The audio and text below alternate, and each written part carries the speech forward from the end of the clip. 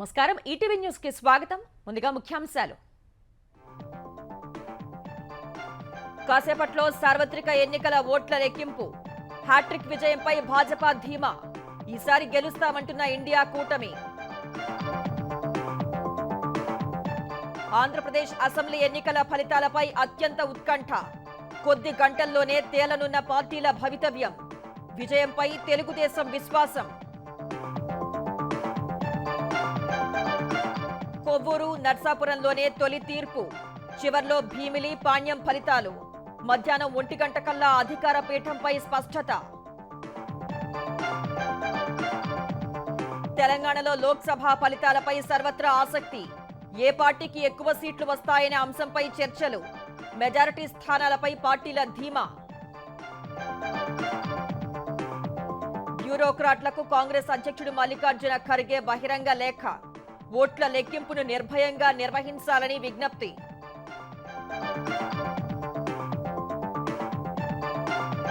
రాష్ట్రపతికి 7 మాజీ జడ్జిల లేఖ దేశంలో హంగ్ ఏర్పడితే ప్రజాస్వామ్యాన్ని రక్షించేలా చర్యలు తీసుకోవాలని వినతి ఫోన్ ట్యాపింగ్ వ్యవహారంలో కీలక పరిణామం సుమోటోగా స్వీకరించిన తెలంగాణ హైకోర్టు నేడు సీజే ధర్మాసనంలో విచారణ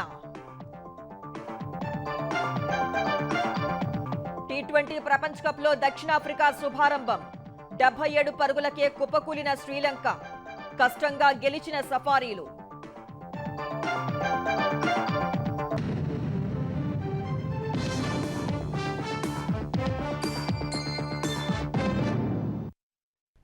సార్వత్రిక ఎన్నికల కౌంటింగ్ కాసేపట్లో ప్రారంభం కానుంది 7 విడతల్లో పోలింగ్ ప్రక్రియను నిర్వహించిన కేంద్ర ఎన్నికల సంఘం 8 గంటలకు ఓట్ల లెక్కింపును ప్రారంభించనుంది నరేంద్ర మోదీ మూడోసారి ప్రధాని పీఠంపై కన్నయ్యగా ప్రభుత్వాన్ని ఏర్పాటు చేస్తామన్న ధీమాతో ఇండియా కూటమి ఉంది ఇవాళ లెక్కింపు ఫలితాల వెల్లడితో 80 రోజుల సార్వత్రిక ఎన్నికల ప్రక్రియకు తెరపడనుంది దేశంలోని 543 లోక్సభ స్థానాలకు ఎన్నికలు జరగ్గా 744 పార్టీలు స్వతంత్రులు కలిపి 8360 మంది అభ్యర్థుల భవితవ్యం ఇవాళే తేలనుంది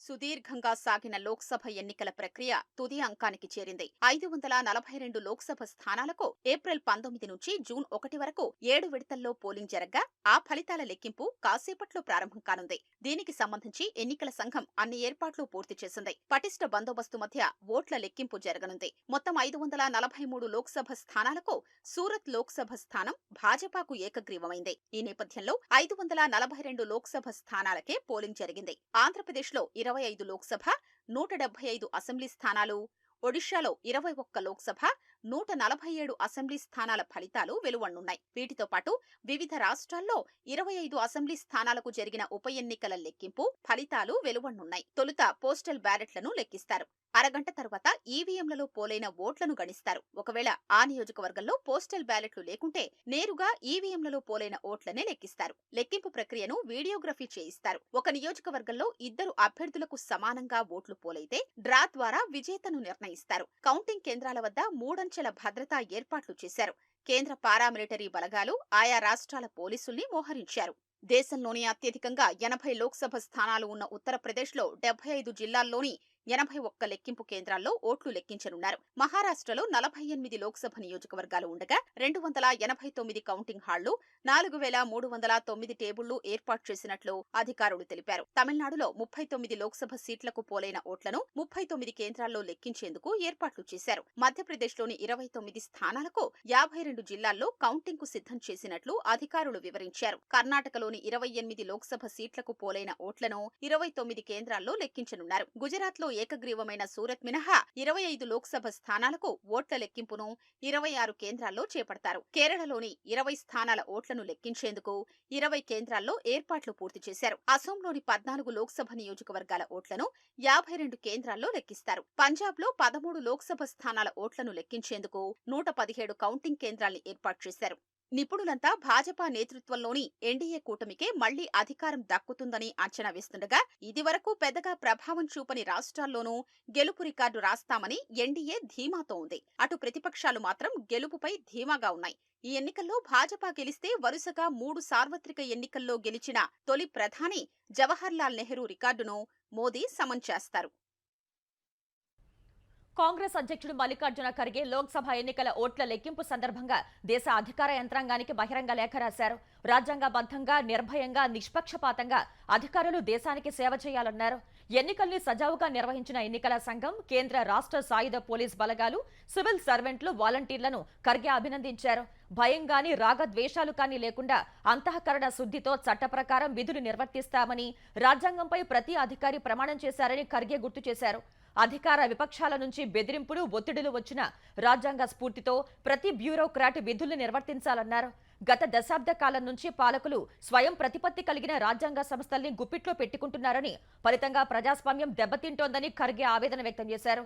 ఏజెన్సీలు స్వతంత్రతను వదులుకుని అధికార పార్టీ ఆదేశాలను నిర్మోహమాటంగా అనుసరిస్తున్నాయన్నారు. సివిల్ సర్వెంట్లను భారతదేశ ఉక్కు చట్రాలని తొలి కేంద్ర హోంమంత్రి సర్దార్ వల్లభాయ్ పటేల్ పిలిచేవారని ఖర్గే గుర్తు చేశారు. భారత బ్యూరోక్రసీ మళ్లీ అదే స్టీల్ ఫ్రేమ్ ఆఫ్ ఇండియా లాగా తయారవ్వాలని ప్రజలు కోరుకుంటున్నారని ఖర్గే వివరించారు. తెలుగు రాష్ట్రాల ప్రజల నరాలు తెగే ఉత్కంఠకు నేడు తెరపడనుంది.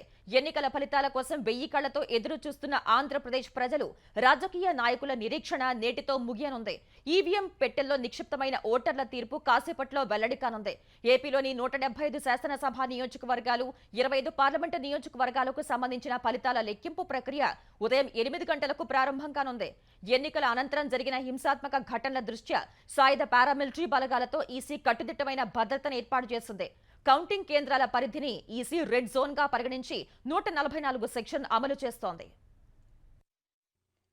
ఆంధ్రప్రదేశ్ ఎన్నికల్లో లోక్సభ, శాసనసభ నియోజకవర్గాలకు పోటీ పడిన అభ్యర్థుల భవితవ్యం కొద్ది గంటల్లో తేరనుంది. ఈవీఎంలలో నిక్షిప్తమైన ఓట్ల లెక్కింపు ప్రక్రియ ఉదయం 8 గంటలకు ప్రారంభం కానుంది. దీనికోసం రాష్ట్ర వ్యాప్తంగా 33 చోట్ల 401 కౌంటింగ్ హాళ్లను సిద్ధం చేశారు. 25,000 మంది సిబ్బంది కౌంటింగ్ ప్రక్రియలో భాగం కానున్నారు. 25 పార్లమెంటు నియోజకవర్గాలకు పోటీ పడిన 454 మంది అభ్యర్థుల భవితవ్యం వెల్లడి కానుంది. అలాగే 175 శాసనసభ నియోజకవర్గాలకు పోటీ పడిన 2,387 మంది అభ్యర్థుల్లో ఎవరు విజేతలుగా నిలవనున్నారనే ఉత్కంఠకు కొద్ది గంటల్లో తెరపడనుంది.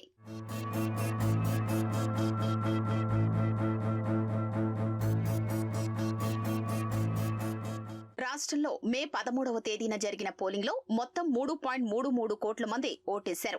ఎన్నికల విధుల్లో ఉన్న 4,61,945 మంది ఉద్యోగులు పోస్టల్ బ్యాలెట్ ఓటును వినియోగించుకున్నారు. అలాగే హోమ్ ఓటింగ్ ద్వారా 26,473 మంది, సర్వీస్ ఓటర్లు 26,721 మంది ఓట్లేశారు.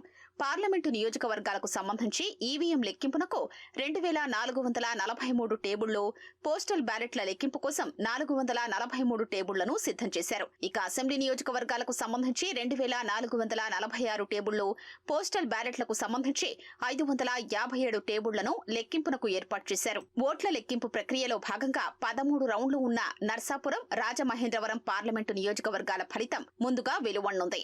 అలాగే కొవ్వూరు, నర్సాపురం అసెంబ్లీ నియోజకవర్గాల ఫలితాలు మధ్యాహ్నం 1 గంట కల్లా వెల్లడయ్యే అవకాశం ఉంది. ఇక అమలాపురం పార్లమెంటు నియోజకవర్గం, భీమిలి, పాణ్యం అసెంబ్లీ నియోజకవర్గాల ఫలితాలు ఆఖరున వెల్లడయ్యే అవకాశం ఉంది. 111 నియోజకవర్గాల ఫలితాలు మధ్యాహ్నం 1 గంటకే వెలువడే అవకాశం ఉన్నట్లు ఇప్పటికే ఎన్నికల ప్రధానాధికారి కార్యాలయం వెల్లడించింది. అలాగే 61 నియోజకవర్గాల్లో 21 నుంచి 24 రౌండ్ల మధ్య ఫలితం వెల్లడయ్యే అవకాశం ఉంది. 3 నియోజకవర్గాల్లో 25 రౌండ్ల తర్వాత ఫలితాలు వచ్చే అవకాశం ఉంది. పోస్టల్ బ్యాలెట్లకు సంబంధించి 2 రౌండ్లలోపు 102 నియోజకవర్గాలు, 48 నియోజకవర్గాల్లో 3 రౌండ్లు, 25 నియోజకవర్గాల్లో 4 రౌండ్ల మేర కౌంటింగ్ ప్రక్రియ జరగనుంది. మొత్తం 119 మంది అబ్జర్వర్ల పర్యవేక్షణలో ఓట్ల లెక్కింపు ప్రక్రియ జరగనుంది. కౌంటింగ్ కేంద్రాల్ని రెడ్ జోన్ గా ప్రకటించినట్లు ఈసీ స్పష్టం చేసింది. కౌంటింగ్ కేంద్రాల్లో ఎలాంటి అల్లర్లు సృష్టించేందుకు ప్రయత్నించినా తక్షణమే ఏజెంట్లను బయటకు పంపి కేసు నమోదు చేసి జైల్లో పెడతామని ఈసీ హెచ్చరికలు జారీ చేసింది. కౌంటింగ్ కేంద్రాల లోపల పూర్తి వీడియోగ్రఫీ చేయిస్తున్నట్లు ఈసీ తెలిపింది. కౌంటింగ్ కేంద్రాల్లోకి ఎట్టి పరిస్థితుల్లోనూ ఫోన్లను అనుమతించబోమని స్పష్టం చేసింది. కౌంటింగ్ కేంద్రాల వద్ద 3 అంచెల భద్రతా వ్యవస్థ కొనసాగుతుందని సీఈఓ ముఖేష్ కుమార్ మీనా వెల్లడించారు. సీసీ కెమెరాలు, కంట్రోల్ రూమ్లు, డ్రోన్ల సాయంతో అన్ని కౌంటింగ్ కేంద్రాల వద్ద భద్రతను పర్యవేక్షించనున్నట్లు తెలిపారు. పోలింగ్ రోజు అనంతరం జరిగిన హింసాత్మక ఘటనల దృష్ట్యా అన్ని కౌంటింగ్ కేంద్రాలతో పాటు సున్నితమైన ప్రాంతాల్లో పటిష్టమైన భద్రతా ఏర్పాట్లు చేసినట్లు ఈసీ స్పష్టం చేసింది.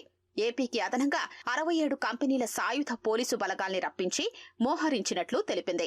45,000 మంది రాష్ట్ర పోలీసులు ఎలాంటి అవాంఛనీయ ఘటన జరగకుండా విధుల్లో ఉన్నారని సీఈఓ స్పష్టం చేశారు. రాష్ట్ర వ్యాప్తంగా 1985 సున్నితమైన ప్రాంతాల్లో పోలీసు పికెట్లు ఏర్పాటు చేసినట్లు ఈసీ తెలిపింది. 83 అసెంబ్లీ నియోజకవర్గాల్లో హింస జరగొచ్చన్న సమాచారం మేరకు బందోబస్తు ఏర్పాట్లు చేశామని 12,639 మందిని బైండోవర్ చేసినట్లు సీఈఓ వెల్లడించారు.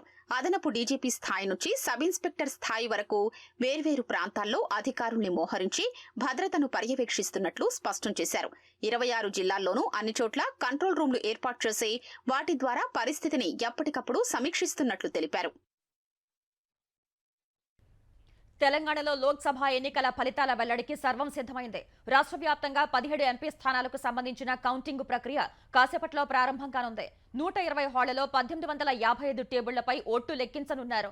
8 గంటలకు పోస్టల్ బ్యాలెట్, ఈవీఎం ఓట్ల లెక్కింపు ఒకేసారి మొదలు పెట్టనున్నారు. సాయంత్రం 4 గంటల వరకు కౌంటింగ్ పూర్తి కావచ్చని అంచనా. సికింద్రాబాద్ కంటోన్మెంట్ నియోజకవర్గ ఉప ఎన్నిక ఫలితం ఇవాళే తేలనుంది. తెలంగాణలోని 17 లోక్సభ స్థానాలకు గత నెల 13న పోలింగ్ జరిగింది. మొత్తంగా 66.3% పోలింగ్ నమోదైంది. 2,20,24,806 ఓట్లు పోలయ్యాయి. ఇందులో పోస్టల్ బ్యాలెట్లో 2,18,000 కాగా మిగతావి ఈవీఎంలలో నమోదైనవి. ఈవీఎంల ఓట్ల లెక్కింపు కోసం రాష్ట్ర వ్యాప్తంగా 34 ప్రాంతాల్లో 120 హాళ్లలో 1855 టేబుళ్లు ఏర్పాటు చేశారు. ఒక్కో అసెంబ్లీ నియోజకవర్గానికి ఒక హాలు ఏర్పాటు చేయగా మహేశ్వరంలో మాత్రం 2 హాళ్లు ఉన్నాయి. పోస్టల్ బ్యాలెట్ ఓట్ల లెక్కింపు కోసం 19 హాళ్లలో 276 టేబుళ్లు ఏర్పాటు చేశారు. ఈవీఎం, పోస్టల్ బ్యాలెట్ ఓట్ల లెక్కింపునకు టేబుళ్లు, సిబ్బంది వేర్వేరుగా ఉన్నందున లెక్కింపు సమాంతరంగా జరుగుతుందని సీఈఓ వికాస్ రాజ్ తెలిపారు. ఎవ్రీ అసెంబ్లీ సెగ్మెంట్లో అట్ ర్యాండమ్ 5 పోలింగ్ స్టేషన్స్ని పికప్ చేసి దానికి వీవీప్యాట్ స్లిప్స్ని కౌంట్ చేయడం జరుగుతుంది. ఈ వీవీప్యాట్ స్లిప్స్ కౌంట్ చేయాలంటే వీవీప్యాట్ స్లిప్స్కి సెపరేట్ బూత్ ఉంటుంది. ఎందుకంటే స్లిప్స్ అందుకనే దానికి చుట్టూ ఈ జాలీలాగా ఉంటుంది, so that nobody can touch it. And దానికి సెపరేట్ కౌంటింగ్ ఏజెంట్స్ ఉంటారు, separate counting staff will be there. Counting centre చుట్టూ ప్రొహిబిటరీ ఆర్డర్స్ ఉంటాయి, so nobody can assemble. Most importantly entire hall multiple CCTV cameras పెట్టేసి every nook and corner of the counting hall will be covered. ఓట్ల లెక్కింపు సాయంత్రం 4 వరకు పూర్తవుతుందని భావిస్తున్నట్లు CEO Vikas Raj తెలిపారు.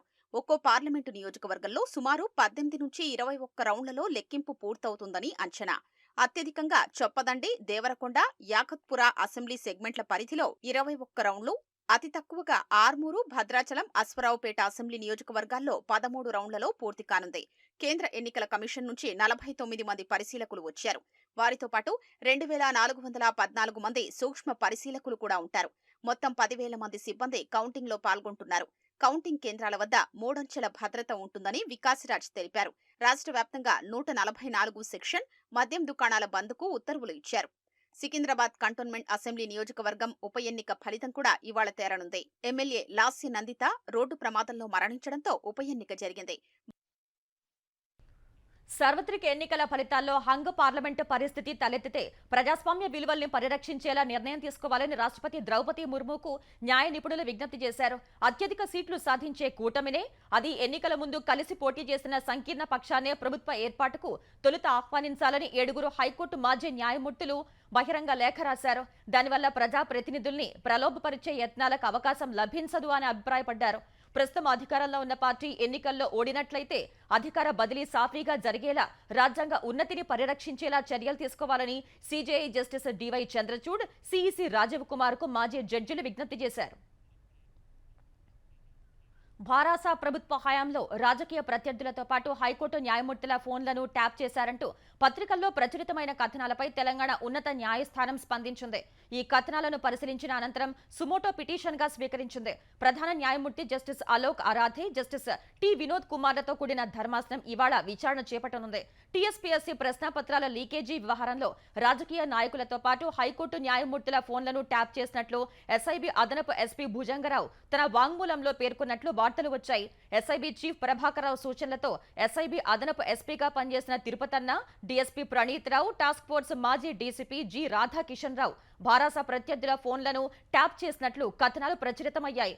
ఉగ్రవాదుల ఆచూకీ నిమిత్తం వినియోగించే పరికరాల సాయంతో రేవంత్ రెడ్డి, ఆయన సోదరుడు కొండల్ రెడ్డి, ఉత్తమ్ కుమార్ రెడ్డి, పొంగులేటి శ్రీనివాస్ రెడ్డిలతో పాటు న్యాయమూర్తుల వ్యక్తిగత జీవితాల గురించి వివరాలు సేకరించినట్లు భుజంగరావు వెల్లడించారు. భుజంగరావు, ఇతర నిందితులు తమ వాంగ్మూలాల్లో ఈ వివరాలను పేర్కొన్నట్లు పత్రికల్లో కథనాలు ప్రచురితమయ్యాయి. వీటిని పరిశీలించిన హైకోర్టు ఈ అంశాన్ని సుమోటో పిటిషన్గా పరిగణనలోకి తీసుకుంది. దీనిపై ఇవాళ మధ్యాహ్నం విచారణ చేపట్టనుంది. నల్గొండ పాతబస్తీలోని వాటర్ ట్యాంక్లో మృతదేహం కనిపించిన ఘటనపై కలెక్టర్ హరిచందన పూర్తి స్థాయిలో విచారణ జరిపి నివేదిక సమర్పించాలని ఆదేశించారు. విచారణ అధికారిగా అదనపు కలెక్టర్ పూర్ణ చంద్రను నియమించారు. నల్గొండలోని పాతబస్తీ హిందూపూర్ వాటర్ ట్యాంక్లో ఓ మృతదేహం లభించడం కలకలం రేపింది. తాగునీరు తేడాగా ఉండటంతో స్థానికులు అధికారుల దృష్టికి తీసుకువెళ్లారు. పురపాలక సిబ్బంది తనిఖీ చేయగా ట్యాంకులో మృతదేహం లభ్యమైంది. వాటర్ ట్యాంక్లో లభ్యమైన మృతదేహం హనుమాన్ నగర్ కు చెందిన ఆవుల వంశీకృష్ణగా గుర్తించారు. అతను గత నెల 24 నుంచి కనిపించడం లేదని కుటుంబ సభ్యులు పోలీసులకు ఫిర్యాదు చేశారు. ఈ ఘటనపై భారాస వర్కింగ్ ప్రెసిడెంట్ కేటీఆర్ స్పందించారు. కాంగ్రెస్ ప్రభుత్వ పనితీరుపై ఎక్స్ వేదికగా నిప్పులు చెరిగారు. ఇది ప్రజాపాలన కాదు, ప్రజల ప్రాణాలతో చెలగాటమాడే పాలన అని విమర్శించారు. నీటి ట్యాంకులో 10 రోజులుగా శవం ఉన్నా నిద్ర లేవరని మండిపడ్డారు. ఈ ఘటనపై పూర్తి స్థాయిలో విచారణ జరుగుతోందని నల్గొండ ఎస్పీ తెలిపారు. కంప్లైంట్ ఇవ్వడం జరిగింది. సో ఇతని బ్యాక్గ్రౌండ్ చూస్తే హీఈస్ లిటిల్ మెంటలీ అన్సౌండ్ అని తెలుస్తుంది. అయితే ఆ రోజు కూడా ఏ రోజైతే తప్పిపోయారో ఆ రోజు బాగా అరుచుకుంటూ ఇంటి నుంచి బయటకు వెళ్ళిపోయాడని తెలుస్తుంది. సో అతని డెడ్ బాడీ ట్యాంక్లో దొరికింది మనకి. డాక్టర్ షార్ట్ ఒపీనియన్ ఏమి ఇచ్చారు అంటే 2-3 డేస్ ముందు చనిపోయి ఉండవచ్చని చెప్తున్నారు. సో అతనే స్వయంగా వెళ్ళి అందులో దూకాడా లేకపోతే ఎవరైనా అక్కడ పడేసారా అనేది వీ హ్యావ్ టు సీ. అంటే ఆల్ పాసిబుల్ ఎవిడెన్స్ మనకి ఏదైతే ఉందో అదంతా కూడా కలెక్ట్ చేసిన తర్వాత we will understand what is the truth. తెలంగాణలో 24 గంటలు కరెంటు ఇస్తున్నామని ముఖ్యమంత్రి రేవంత్ రెడ్డి గొప్పలు చెబుతుంటే ప్రజలు సబ్స్టేషన్ల ముందు ధర్నా చేస్తున్నారని మాజీ మంత్రి కేటీఆర్ ఎద్దేవా చేశారు. హైదరాబాద్ ఉప్పల్లో సాయి కాలనీ వాసులు ధర్నా చేస్తున్న వీడియోను ఎక్స్లో పోస్ట్ చేశారు. దీనిపై స్పందించిన టీజీఎస్పీ డీసీఎల్ ఈదురు గాలులతో చెట్టు కొమ్మలు విరిగిపడి విద్యుత్కు అంతరాయం ఏర్పడిందని తెలిపింది. తెలంగాణలో ఈ నెల 9న నిర్వహించనున్న గ్రూప్ 1 ప్రిలిమినరీ పరీక్ష హాల్ టికెట్లలో తెలంగాణ పబ్లిక్ సర్వీస్ కమిషన్ స్వల్ప మార్పులు చేసింది. కొత్తగా కమ్యూనిటీకి సంబంధించిన creamy layer, non creamy layer, EWS వివరాలను పొందుపరిచింది. సవరించిన హాల్ టికెట్లను అందుబాటులోకి తెచ్చిన టీజీపీఎస్సీ మార్పుల విషయాన్ని అభ్యర్థులకు ఎస్ఎంఎస్ ద్వారా సమాచారం అందించింది. పరీక్షా కేంద్రం ఇతర వివరాల్లో ఎలాంటి మార్పులు ఉండవని తెలిపింది. ప్రిలిమినరీ హాల్ టికెట్ తదుపరి మెయిన్స్, ఇంటర్వ్యూల వరకు కీలకమని, దీన్ని తుది నియామకాల వరకు భద్రపరచుకోవాలని టీజీపీఎస్సీ స్పష్టం చేసింది. గ్రూప్ 1 ప్రిలిమినరీ హాల్ టికెట్ పై గత 3 నెలల్లో తీసుకున్న పాస్పోర్ట్ సైజ్ ఫోటోను అతికించాలని కమిషన్ కార్యదర్శి నవీన్ నికోలస్ తెలిపారు. మహబూబాద్ జిల్లాలో ఉరుములు, మెరుపులు, ఈదురు గాలులతో కూడిన వర్షం బీభత్సం సృష్టించింది. కేసముద్ర మండలంలోని పలు గ్రామాల్లో సుమారు 10 ఇండ్ల పైకప్పులు ధ్వంసమయ్యాయి. కొమ్ముగూడెం తండాలో పిడుగుపాటుకు 2 ఎద్దులు మృతి చెందాయి. రహదారులపై చెట్లు విరిగి పట్టడంతో రాకపోకలు స్తంభించాయి. వర్షానికి విద్యుత్ సరఫరాలో అంతరాయం ఏర్పడి ప్రజలు తీవ్ర ఇబ్బందులు ఎదుర్కొన్నారు. ఇండ్లు ధ్వంసం అవడంతో బాధితులు ప్రభుత్వమే తమను ఆదుకోవాలని కోరుతున్నారు.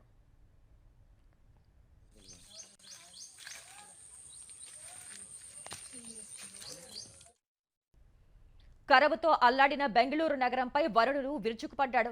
బెంగళూరులో ఆదివారం ఒక్కరోజు దాదాపు 111 మిల్లీమీటర్ల వర్షపాతం నమోదైంది. జూన్ నెలకు సంబంధించిన ఒక్కరోజులోనే ఈ స్థాయి వర్షం కురవటం 133 ఏళ్లలో ఇదే తొలిసారని వాతావరణ విభాగం వెల్లడించింది. జూన్ 1-2వ తేదీలో కలిపి మొత్తం 140.7 mm వర్షపాతం నమోదైంది. ఫలితంగా ఏటా జూన్ మొత్తంలో కురిసే సగటు వర్షపాతం 110.3 mm ను ఇప్పటికే దాటేసింది. బెంగళూరులో చివరిసారి 1891 జూన్ 16న ఆ నెలకు సంబంధించి రోజువారీ అత్యధిక వర్షపాతం నమోదైనట్లు తెలుస్తోంది. దాదాపు 4 దశాబ్దాల్లో ఎన్నడూ ఎరుగని రీతిలో జల సంక్షోభాన్ని బెంగళూరు ఇటీవల ఎదుర్కొంది. ఈ క్రమంలోనే నగరాన్ని వర్షాలు ముంచెత్తాయి. రాష్ట్ర వ్యాప్తంగా నైరుతి రుతుపవనాలు మరింత విస్తరించాయని దక్షిణ కన్నడ, ఉడిపి, హవేరి, బళ్ళారి, బెంగళూరు, మైసూరు జిల్లాలకు ఎల్లో అలర్ట్ జారీ చేశారు. తాజా పరిస్థితుల్ని ఉప ముఖ్యమంత్రి డీకే శివకుమార్ సమీక్షించారు. భారీ వర్షాల నేపథ్యంలో అవాంఛనీయ ఘటనలు జరగకుండా అప్రమత్తంగా ఉండాలని అధికారులను ఆదేశించారు.